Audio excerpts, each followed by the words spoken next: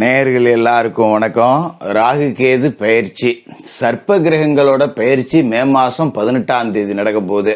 அதாவது ராகு விஷப்பாம்பு மீனராசியிலிருந்து கும்பராசிக்கு வரப்போறாரு.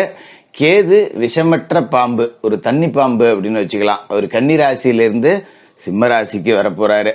அதாவது காலசக்கரத்தோட லாப வீட்டுக்கு 11வது வீட்டுக்கு, காலபுருஷனுக்கு 11வது வீட்டுக்கு விஷப்பாம்பு ராகு வரார். அப்படிங்கறதால எல்லா ராசிக்காரர்களுக்குமே ராகு கொடுக்கக்கூடிய ஒரு பொன்னான வாய்ப்பு, இது கடைசி வாய்ப்பு அப்படின்னு கூட எடுத்துக்கலாம். ஏன்னா இன்னும் 18 வருஷம் ஆகும் இந்த காலபுருஷனோட 11வது வீட்டுக்கு ராகு வர்றதுக்கு. அப்படிங்கறதால இது ஒரு பெரிய பொன்னான வாய்ப்பு, கடைசி வாய்ப்பு. உங்க வீட்டுல எந்த ராசிக்காரர்கள் இருந்தாலும் அவர்களோட பலாபலன்களுக்கு இந்த ராகு கேதுக்கள் என்ன செய்ய போகுது அப்படிங்கறத ரொம்ப துல்லியமா உங்களுக்கு கொடுக்குறேன். அவசியம் பாருங்க. இந்த வீடியோவை பார்த்தீங்க அப்படின்னா இதுல இருக்கக்கூடிய விஷயங்களை தொடர்ந்து நீங்க ஃபாலோ பண்ணிட்டு வந்தீங்க, இதுல இருக்கக்கூடிய பரிகாரங்களை செஞ்சீங்க, இதுல இருக்கிற மாதிரி நடந்துக்கிட்டீங்க அப்படின்னாலே மிகப்பெரிய யோகம் அப்படிங்கிறது இந்த 1.5 வருஷ காலகட்டத்தில் உங்களுக்கு வரும். அதனால வீடியோவை கொஞ்சம் தயவு செய்து நிதானமா கேளுங்க. மகர ராசி நேயர்களே, உங்களுக்கான ராகு கேது பயிற்சி 2025. ஏற்கனவே சனி பயிற்சியை பத்தி உங்களுக்கு துல்லியமான பலன்கள் அப்படிங்கிறத கொடுத்துருந்தேன், நீங்கள் பார்த்துருப்பீங்க. பார்க்காதவங்க அதையும் ஒரு தடவை கேட்டுட்டு வந்து இந்த வீடியோவை முழுசாக கேட்டீங்க அப்படின்னா உங்களுக்கான புரிதல் அப்படிங்கிறது நல்லாயிருக்கும்.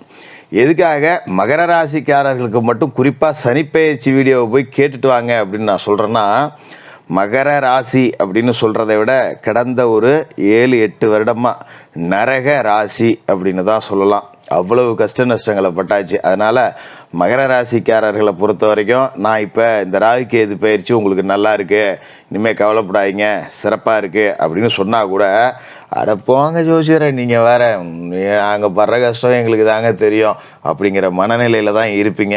ஏன்னா அப்படி தான் வாழ்க்கைங்கிறதும் ஓடிக்கிட்டு இருக்குது. அதனால தான் சொல்கிறேன், நீங்கள் சனிப்பெயர்ச்சி வீடியோவை ஒரு தடவை பார்த்துட்டு வந்து இதை கேட்டிங்கன்னா பரவாயில்ல, ஜோசியர் சொல்கிற மாதிரி சின்ன சின்ன மாற்றம் நடக்குது, இதுக்கு மேலே நல்லா இருக்கும் போல் அப்படிங்கிற ஒரு நேர்மறை சக்தி உங்களுக்கு கிடைக்கும். உங்கள் மேலேயே ஒரு நம்பிக்கை அப்படிங்கிறது வரும். ஏன்னா எப்பவுமே தன்னம்பிக்கையே கொஞ்சம் கூட இழக்காத ராசிக்காரர்கள் மகர ராசிக்காரர்கள்.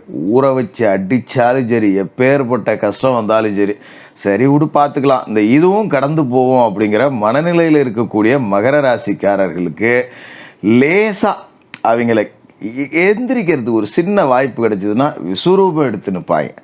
அப்படிப்பட்ட வாய்ப்பு அப்படிங்கிறது லேசாக எந்திரிக்க வரலை, நீங்கள் விஸ்வரூபம் எடுக்கக்கூடிய அளவுக்கு ஒரு வாய்ப்பு வருது. அப்போ எந்த அளவுக்கு உங்களோட சக்தி பெருக போகுது அப்படிங்கிறத நீங்கள் பார்த்துக்கலாம். எதனால் அப்படின்னா, ராகு உங்களோட ராசிக்கு 3வது வீட்டிலேருந்து 2வது வீட்டுக்கு வரார், கேது 9ஆம் வீட்டிலேருந்து 8ஆம் வீட்டுக்கு வரார். இதே காலகட்டத்தில் மார்ச் 29 சனி பகவான் 2லேருந்து 3க்கு போயிடுறார். 7.5 சனி உங்களுக்கு முற்று முதலுமா நீங்கி போகுது. குரு மே 14 ராகு கேது பயிற்சிக்கு 4 நாளைக்கு முன்னாடியே 5லேருந்து 6க்கு போயிடுறார். அத்தனையும் அம்சம் அப்படின்னு தான் இதை நம்ம சொல்லணும். அதாவது ராகு 2வது வீட்டுக்கு வரார், 2ஆம் இடத்துக்கு ராகு வரார் அப்படின்னா தனவாக்கு குடும்பஸ்தானம், உங்களோட பேச்சு திறமை, உணவு பழக்க வழக்கங்கள், இதை எல்லாத்தையும் குறிக்கக்கூடிய இடம். தனம், வாக்கு, குடும்பம் அப்படின்னு சொல்லக்கூடிய இடத்துல ராகு உட்காரார் அப்படின்னா பேச்சை மூலதனமாக கொண்டு தொழில் செய்யக்கூடியவர்கள் எல்லாம் உச்சத்தை தொட போறீங்க அப்படிங்கிறது தான் அர்த்தம். அதாவது நீங்கள் பெரிய பேச்சாளர்கள் அப்படின்னு பார்த்துருக்கலாம், அரசியல் பேச்சாளர்களாக இருக்கலாம், இல்லை மேடை பேச்சாளர்களாக இருக்கலாம், இல்லை பட்டிமன்ற பேச்சாளர்களாக இருக்கலாம், ஆன்மீக சொற்பொழிவாளர்களாக இருக்கலாம். இப்படி பேச்சை வச்சு தொழில் செய்யக்கூடிய அத்தனை பேரோட ஜாதகத்திலையுமே பார்த்தீங்கன்னா ராகு 2வது வீட்டில் இருப்பார். அப்படி பார்த்தீங்கன்னா இப்போ உங்களுக்கு ராகு 2வது வீட்டுக்கு வரார். அப்படிங்கும்போது பேச்சை மூலதனமாக கொண்டு தொழில் செய்யக்கூடிய அத்தனை பேரும் ஜெயிச்சு காட்ட போகிறீங்க, விஸ்வரூபம் எடுக்க போகிறீங்க. அதுமாரி ஒரு 10 பேர் இருக்கிற இடத்துல நீங்கள் போய் ஒரு பஞ்சாயத்து பேசுகிறீங்க குறுக்கன்னா, நீங்கள் சொல்கிறது மட்டும்தான் அங்கே ஜெயிக்கும். உங்களோட வாக்குக்கு செல்வாக்கு அப்படிங்கிறது அப்படியே தூக்கி அப்படியே உங்களை நிப்பாட்டி காட்டும். அப்படி ஒரு அமைப்பு. அவர் சொல்கிறதாயா கரெக்டு அப்படின்னு 1000 பேருக்கு மத்தியில் நீங்கள் உயர்த்தி பேசப்படுவீங்க. அதை விட்டுறக்கூடாது. அற்புதமான அமைப்பு அப்படிங்கிறது உங்களுக்கு கிடைக்கும். அதுமாரி காசு பணம் கண்டமேனிக்கு குமியும். சில பேர் சொல்லலாம் ராகு 2ல் இருந்தாருன்னா குடும்பத்தில் சண்டை வரும் அப்படின்னு. அதெல்லாம் கிடையாது. ராகு குரு பார்த்துடுறாரு, ராகு புனிதப்பட்டு போறாரு, ஒன்றும் நடக்காது. ராகு உங்களுக்கு அற்புதமான யோகத்தை கொடுப்பார். ராகு சொந்த வீடு இல்லாதவர் கும்பராசியில் இருக்காருன்னா உங்களோட ராசிக்கு அதிபதியான சனியோட வீடு. அப்படிப்பட்ட நேரத்தில் அவர் வந்து 2ல் உட்காராருன்னா நீங்கள் கோடீஸ்வர யோகத்தை அடைய போகிறீங்க, கடனெல்லாம் அடைக்க போகிறீங்க. 8 லட்சம் கடன் இருக்குது, 7 லட்சம் கடன் இருக்குது அப்படின்னு தான் மகர ராசிக்காரர்களுக்கு இப்போ இருக்கும். 6 லட்சத்துக்கு கீழே கடன் இருக்கிறதே கஷ்டம். 6 to 10 அப்படிங்கிற கண்டிஷனில் தான் ஓடிக்கிட்டு இருக்கோம். அதோட பெரிய பெரிய தொழில் பண்ணுறவங்களுக்கு கோடிக்கணக்கில் லட்சக்கணக்கில் கடன் இருக்கும், அவங்ககிட்ட அதுக்கு உண்டான ப்ராப்பர்ட்டி இருக்கும். ஆனால் ஒன்றுமே இல்லாதவனுக்கு 5-6 லட்சம் கடன் இருக்குங்கிறது தான் கொடுமையோட உச்சம். அதை எல்லாத்தையும் அடைச்சிட்டு நீங்கள் அப்படியே நிமிர்ந்து நிற்பீங்க. அப்போ நமக்கு ரொம்ப கஷ்டப்பட்டுருப்பீங்க. அப்படியே போகிறோம், கடங்காரனுக்கு என்னடா பதில் சொல்கிறது அப்படின்னு சொல்லிட்டு நம்ம பாட்டுக்காக வண்டியில் போயிட்டுருப்போம். வண்டி எப்படி இத்தனை இடத்துக்கு போச்சுன்னே தெரியாது, ஏதோ சிந்தனையில் எங்கேயோ போயிட்டுருக்கேன் அப்படிங்கிற மாதிரியே இருக்கும். மனசு வந்து ஒரு நிலை இல்லாமல் எதையாவது யோசிச்சுக்கிட்டு ராத்திரியில் படுத்தா தூக்கம் இல்லாமல் கண்டமேனிக்கு அதை நினச்சி இதை நினச்சி காலையில் கடங்காரனுக்கு பதில் சொல்லணும், அவனுக்கு பணம் தரேன்னு சொல்லிட்டோமே, ஃபோன் அடிப்பானே, இப்படியே தூக்கம் இல்லாமல் கடந்து உடம்பை கெடுத்துக்கிட்டு இதால் கை கால் வலி, மூட்டு வலி, முதுகு வலி, இப்படி பல பிரச்சனைகளை சந்திச்சுக்கிட்டு கிடந்த உங்களுக்கு ஒரு பாலைவனத்தில் சிக்கினவனுக்கு பச்சை தண்ணி கிடைச்ச மாதிரி இந்த கிரகப்பெயர்ச்சி எல்லாமே உங்களுக்கு சாதகமாக இருக்குது அப்படிங்கிறது தான் அம்சம். சரி, ராகு 2ல் இருக்கிறதால என்ன பிரச்சனை அப்படின்னு கேட்கலாம். சில பேர் வந்து சொல்லுவாங்க, ஆனால் இந்த ராகு வந்து 2ஆம் வீட்டில் இருக்கும்போது பொய் சொல்ல வேண்டியது வரும், ராகு 2ஆவது வீட்டில் இருக்கும்போது குறுக்கு வழியில் சம்பாதிக்க வேண்டியது வரும், இதெல்லாம் சொல்லுவாங்க. அதெல்லாம் கிடையாது. முதல்ல புரிஞ்சுக்கிங்க, ராகு அப்படிங்கிறவர் திருடன், பொய் சொல்ல வைப்பார், குறுக்கோளியில் சம்பாதிக்க வைப்பார், இதெல்லாம் உண்மைதான். ஆனால் அந்த ராகு இப்போ குரு பார்த்து புனிதப்பட்டு போகிறார் அப்படிங்கிறதால உண்மையை பேசி ஒரு பொது வெளியில் விவாதத்துக்கெல்லாம் நீங்கள் போனீங்க, ஒரு மேடையில் ஏறி நீங்கள் பேசுகிறீங்க அப்படின்னா உங்களுக்கு ஈக்குவலாக ஆளே கிடையாது. அதுமாரி எனக்கு நல்ல பேச்சு திறமை இருக்குது, எனக்கு வாய்ப்பு கிடைக்கல அப்படின்னு இருந்தவங்களுக்கெல்லாம் வாய்ப்பை உருவாக்கி கொடுப்பார்.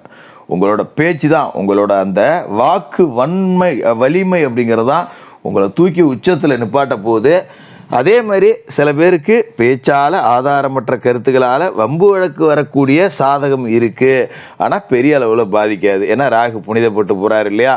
அதனால் குடும்பமான வரைக்கும் பொதுவெளியில் பேசும்போது ஆதாரமற்ற கருத்துக்களை பேசிடக்கூடாது, வார்த்தைகளில் நிதானம் அப்படிங்கிறத கடைபிடிக்கணும். மாதிரி குடும்ப உறவுகள் கணவன் மனைவிக்குள்ளே சின்ன சின்ன சண்டை சச்சரவு அப்படிங்கிறத நெண்டி விட்டு தான் பார்ப்பார்.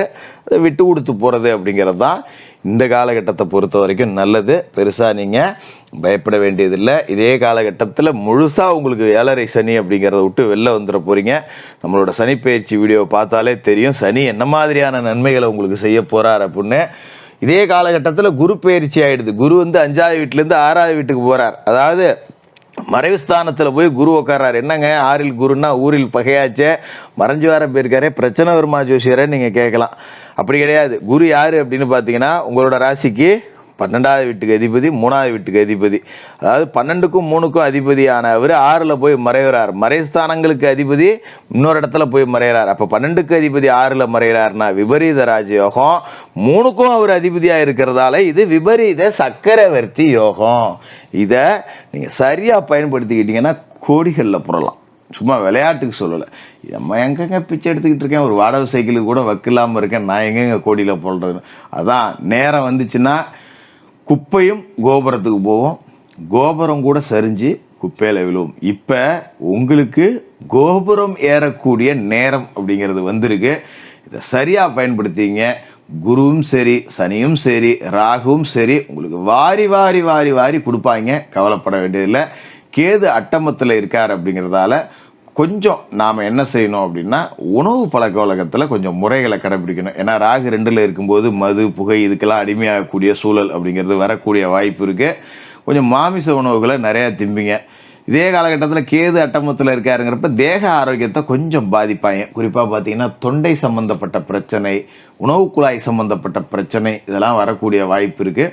கொஞ்சம் சாத்வீக உணவு முறைகளுக்கு மாறிங்க, நல்ல உடற்பயிற்சி செய்யுங்க, உடல் ஆரோக்கியத்துக்கு கொஞ்சம் முக்கியத்துவம் அப்படிங்கிறத கொடுங்க. காய்கறிகள், பழ வகைகள், கீரைகளை அதிகமாக உணவில் சேர்த்துங்க.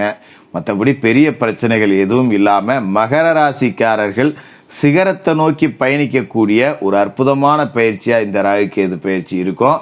மகர ராசிக்காரர்களுக்கு வாழ்த்துக்கள்.